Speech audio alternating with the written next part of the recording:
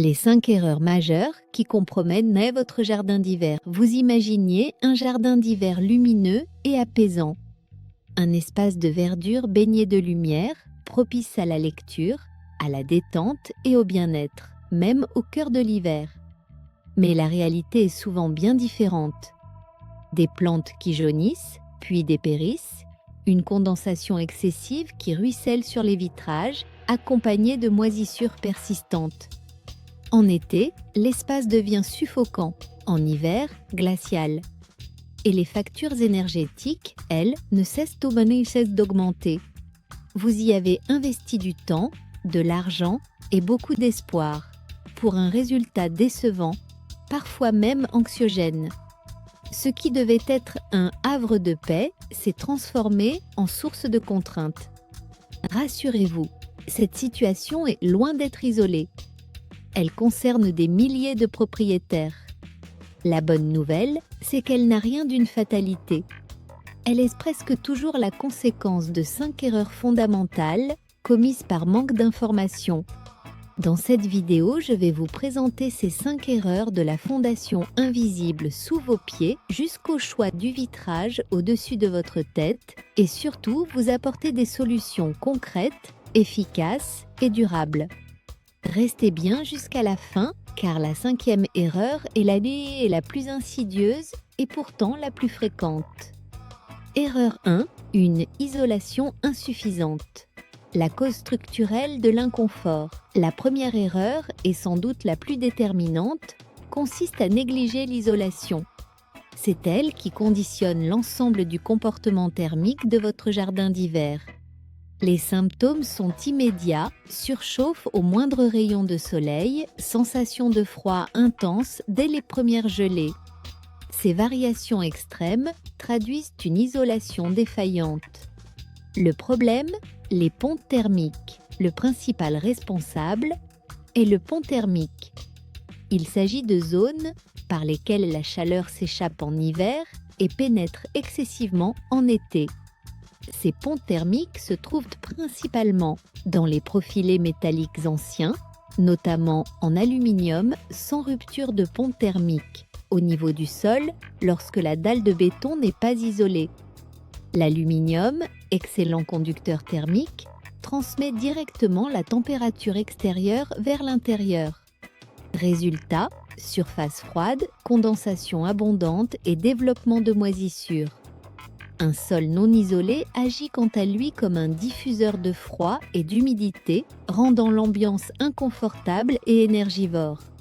La solution, une enveloppe thermique performante. Un jardin d'hiver doit être conçu comme un volume isolé sur 6 faces.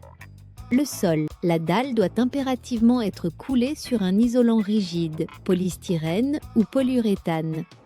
Cette barrière thermique empêche les remontées de froid et d'humidité. La structure, les profilés en aluminium doivent être équipés d'une rupture de pont thermique. Le bois, naturellement isolant, constitue également une excellente alternative.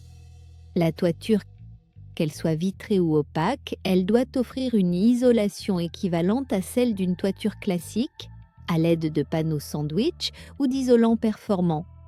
Une isolation bien conçue garantit à la fois confort thermique, économie d'énergie et durabilité de la structure. Erreur 2.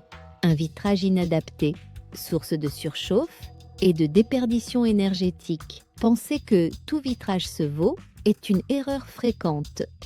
Le choix du verre est pourtant déterminant pour le confort thermique et lumineux. Le problème, effet de serre excessif et perte de chaleur.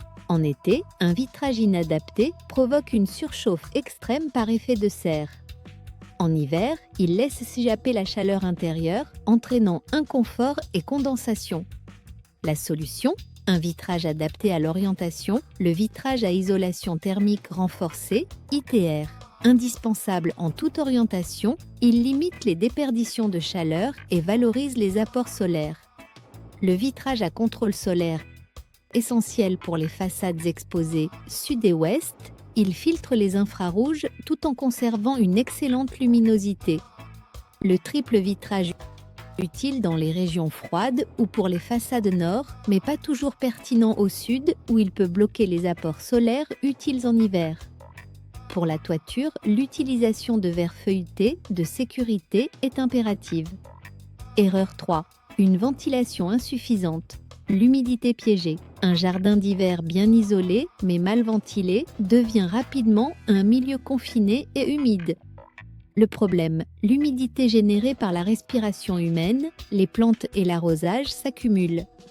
Elle se manifeste par buée persistante, odeur de renfermé, apparition de moisissures et maladies végétales.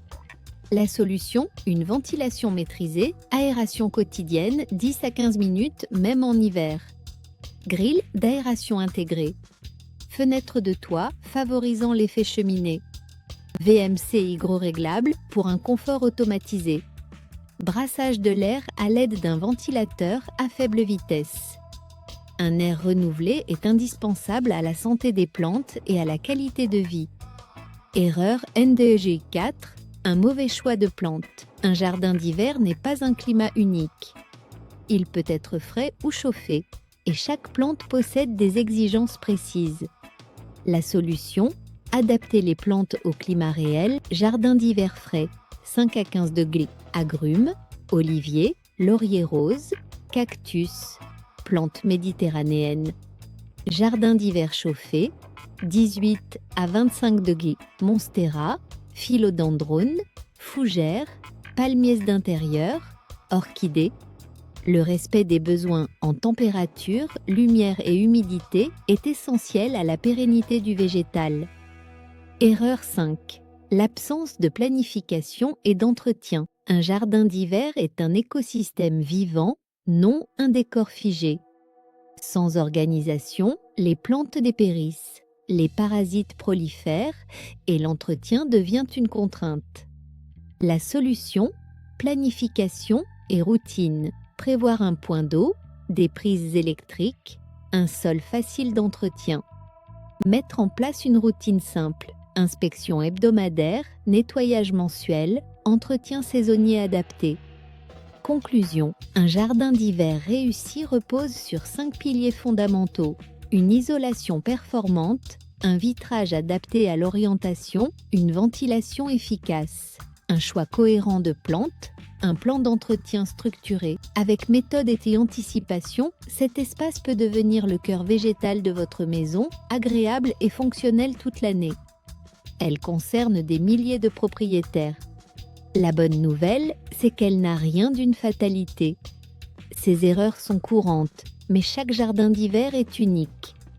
Dites-moi en commentaire quelles difficultés vous rencontrez actuellement. Isolation, condensation, plantes, chaleur excessive. Je lis tous vos messages et j'essaie d'y répondre au maximum. Abonnez-vous pour recevoir les prochaines vidéos et continuez à améliorer votre espace, étape par étape.